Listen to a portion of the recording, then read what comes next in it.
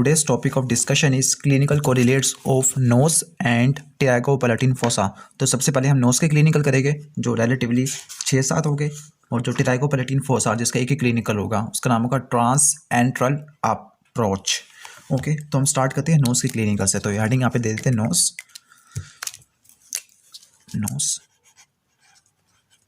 देखिए सर्दी होगी, मैंने जर्सी भी पहन ली है। तो नोज के क्लिनिकल हम स्टार्ट करते हैं। तो नोज का पहला क्लिनिकल होगा, उसका नाम होगा नेजल फ्रैक्चर्स। जो पहला क्लिनिकल है उसका नाम है नेजल फ्रैक्चर्स। उसको मैं यहाँ से हेडिंग देता हूँ, नेजल फ्रैक्चर्स। तो नेजल फ्रैक्चर्स में काम की बातें आपने ये याद रखनी है कि जो नोज़ होती है वो मोस्ट फ्रीक्वेंट बोन होती है, जो जिसके सबसे ज़्यादा फ्रैक्चर होते हैं फेस में। तो नेजल बोन के सबसे ज़्यादा फ्रैक्चर होते हैं। दूसरा कि किस डायरेक्शन में और किस टाइप का फ्रैक्चर देखने को मिलेगा। तीसरा ये है कि इसके इफेक्ट क्या हो गए फ्रैक्चर के। तो उसके हम लिख लेते हैं यहाँ पर, जो नेजल बोन होती है मोस्ट फ्रीक्वेंट फ्रैक्चर बोन। तो nasal bone most frequent fracture bone होती है, जिसके सबसे ज़्यादा फ्रैक्चर होते हैं। इसके कॉजेज़ क्या हो गए फ्रैक्चर के। साफ बात है कि कोई ब्लो या फिर कोई इंजरी हुई होगी। तो यहाँ पर इसके कॉजेज़ लिख देते हैं। कॉजेज़ यहाँ पे लिखते हैं। नोज़ के फ्रैक्चर इसलिए सबसे ज़्यादा होते हैं क्योंकि नोज़ फेस का प्रोमिनेंस बनाती है। तो ये इस वजह से होता है क्योंकि फेस का ये प्रोमिनेंस होती है नेजल बोन्स।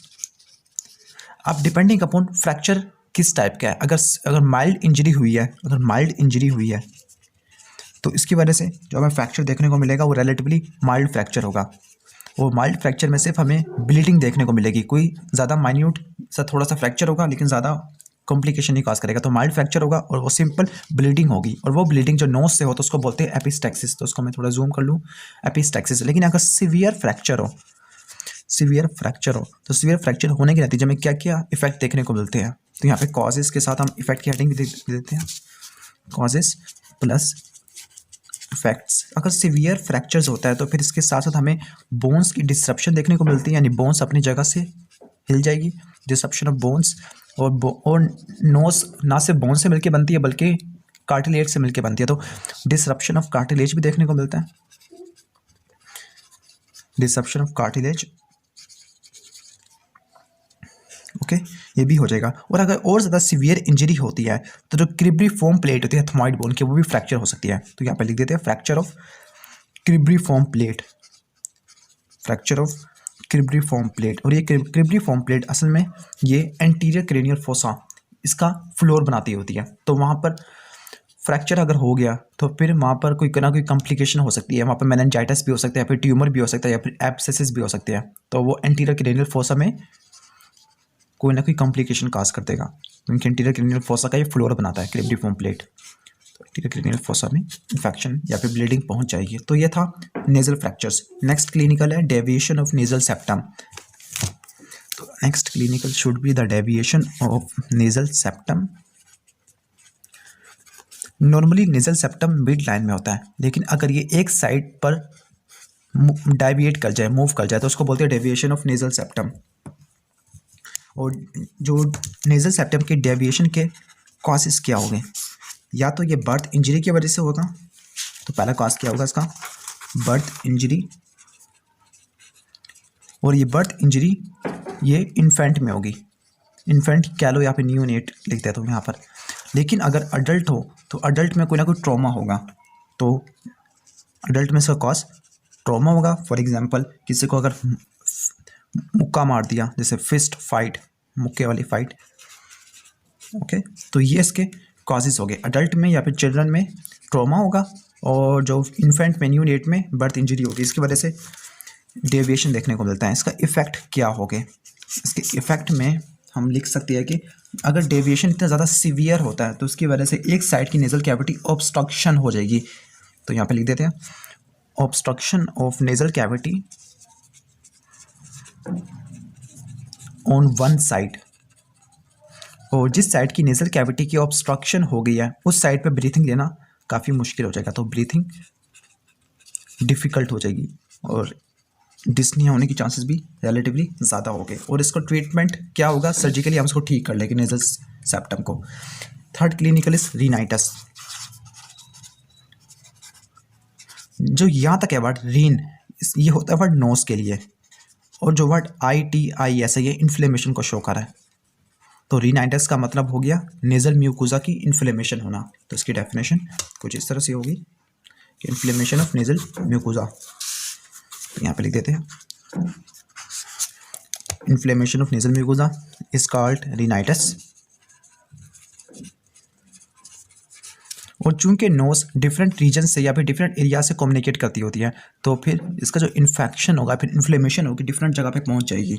तो पहली बात, इन्फ्लेमेशन ऑफ नेजल म्यूकोजा को कहते हैं हम रीनाइटिस। और ये इन्फ्लेमेशन का कॉज क्या होगा?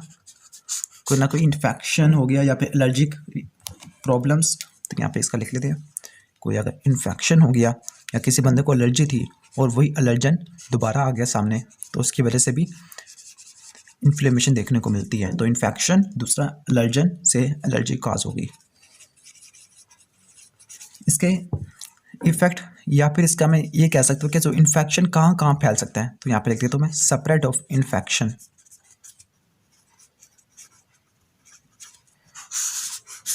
जो रीनाइटिस यानी नोज की इन्फ्लेमेशन, इसके नतीजे में कोई इन्फेक्शन हुआ तो वो कहाँ कहाँ फैल सकता है, तो यहाँ पे लिख देते हैं स्प्रेड ऑफ इन्फेक्शन टू, कहाँ कहाँ पे आ सकता है। तो पहली जगह वो लिख लेते हैं, वो होगा anterior cranial fossa. Anterior cranial fossa, anterior cranial fossa में कैसे पहुंचेगा? क्योंकि एक बोन ऐसी होती है जो नेजल कैविटी को बनाने में भी पार्टिसिपेट करती है। दूसरा, एंटीरियर क्रेनियल फोसा का फ्लोर, उस बोन का नाम है cribriform plate of ethmoid bone, यानी फिर simple ethmoid bone. Ethmoid bone का भी क्रिब्रिफॉर्म प्लेट, वहाँ पे परफोरेशंस होती है, वो एंटीरियर क्रेनियल फोसा का फ्लोर बनाती होती है। तो एंटीरियर क्रेनियल फोसा में इस तरह पहुंचेगा through cribriform plate of ethmoid bone. और कहाँ तक फैल सकता है? जो नोज पोस्टीरियरली लीड कर रही होती है नेजल कैविटी, यानी नेजल कैविटी से नेजोफेरिंक्स, तो ये नेजोफेरिंक्स में पहुंच सकता है। और नेजोफेरिंक्स के पीछे कुछ स्पेस होती है, उसको बोलते हैं रिट्रोफेरेंजियल स्पेस, जो फेरिंक्स से भी पीछे होती है, और नॉर्मली ये डेड स्पेस होती है। तीसरा, ये इन्फेक्शन फैल जाता है मिडल ईयर तक। मिडिल ईयर में कैसे पहुंचेगा कि पहले इन्फेक्शन नोज में आया, नोज से नेजोफेरिंक्स में आया, और नेजोफेरिंक्स एक ट्यूब के जरिए मिडिल ईयर से कम्युनिकेट करती है। उस ट्यूब को बोलते हैं यूस्टेशियन ट्यूब या फिर ऑडिटरी ट्यूब। तो यूस्टेशियन ट्यूब के जरिए इन्फेक्शन फैल गया वाया नेजोफेरिंक्स। इसके अलावा कुछ पैरानेजल साइनसेस होती हैं, उनकी ओपनिंग लैटरल वॉल में कोंके होते हैं, उन कोंकों के नीचे कुछ रिसेसेस होती हैं, उनको बोलते हैं मिएटस, उनके इनमें ओपनिंग होती है पैरानेजल एयर साइनसेस की। तो इन्फेक्शन इनकी ओपनिंग के जरिए इन साइनसेस तक फैल सकता है और साइनस की इन्फ्लेमेशन हो जाएगी। इस कंडीशन को बोलेंगे साइनोसाइटिस। तो ये पैरानेजल एयर साइनसेस तक भी जा सकता है और वहाँ पे साइनोसाइटिस हो जाएगा। पैरानेजल एयर साइनसेस 4 होती है, फ्रंटल, एथमॉइडल, एथमॉइडल मजीद 3 होती है, फिर आ रहा है मैक्सिलरी और आएगा स्फिनॉइडल। और इन्फेक्शन कहाँ फैल सकता होता है? एक स्पेशलाइज्ड अपरेटस होता है जो कि ऑर्बिट के एंटीरोलैटरल एरिया पे एक लैक्रिमल ग्लैंड होता है, तो उसी से एसोसिएटेड लैक्रिमल अपरेटस होगा, तो वहाँ पे भी ये इन्फेक्शन फैल सकता होता है, नोज का इन्फेक्शन लैक्रिमल अपरेटस में। तीसरा या फिर लास्ट वाला ये फैल सकता होता है कंजक्टिवा में। वंस अगेन भी आईलिड का पार्ट होता है, तो ये इन जगह पे इन्फेक्शन फैल सकता होता है। Anterior cranial fossa, nasopharynx, middle ear, paranasal air sinuses और दूसरा लैक्रिमल अपरेटस। अब लैक्रिमल अपरेटस कैसे आया? क्योंकि एक डक्ट होती है नेजो लैक्रिमल डक्ट, इसकी भी ओपनिंग होती है नेजल कैविटी के लैटरल वॉल में, तो वहाँ से इन्फेक्शन रिट्रोग्रेडली फैल सकता होता है। नेक्स्ट क्लिनिकल हम स्टार्ट करते हैं एपिस्टैक्सिस, जिसको नोज ब्लीडिंग भी कहते हैं। तो एपिस्टैक्सिस को हम सिंपल नोज ब्लीडिंग भी कह सकते हैं इसको, नोज ब्लीडिंग। और हमने कहा था कि जो अगर नेजल फ्रैक्चर यानी ट्रॉमा हो गया उसकी वजह से एपिस्टैक्सिस यानी नोज की ब्लीडिंग होगी, तो उसका कॉज क्या होगा? ट्रॉमा होगा।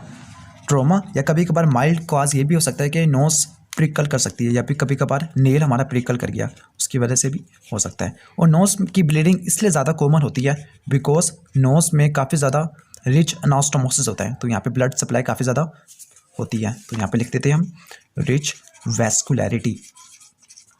वेस्कुलैरिटी होने की वजह से नोज ब्लीडिंग होने के चांसेस ज़्यादा होते हैं। ट्रॉमा, नोज प्रिकलिंग ये भी कॉज करेगा। अब ये किस एरिया में होती है? एपिस्टैक्सिस किस एरिया में ज़्यादा कॉमन होती है, उस एरिया को बोलते हैं किसलबैक एरिया। पता नहीं मैं सही प्रोनाउंस कर रहा हूँ या नहीं कर रहा हूँ, तो किसलबैक या किसलबैच एरिया। और ये एरिया असल में antero inferior 1/3 of nasal septum, इस जगह पर होता है। ये वो एरिया जिसको बोलते हैं किसलबैक एरिया, और इसी जगह पे नोज ब्लीडिंग यानी एपिस्टैक्सिस होने के चांसेस ज़्यादा होते हैं। इस एरिया में जो आर्टरीज होती है उनके नाम कुछ इस तरह से है, सेप्टल ब्रांचेस ऑफ, क्योंकि सेप्टम पे है ना तो उसको बोले कि सेप्टल ब्रांचेस ऑफ 2 आर्टरीज होती है। पहली जो आर्टरी होगी उसका नाम होगा स्फीनोपैलेटिन आर्टरी, स्फीनोपैलेटिन आर्टरी, जिसको आर्टरी ऑफ एपिस्टैक्सिस भी बोलते हैं। दूसरा होगा फेशियल आर्टरी।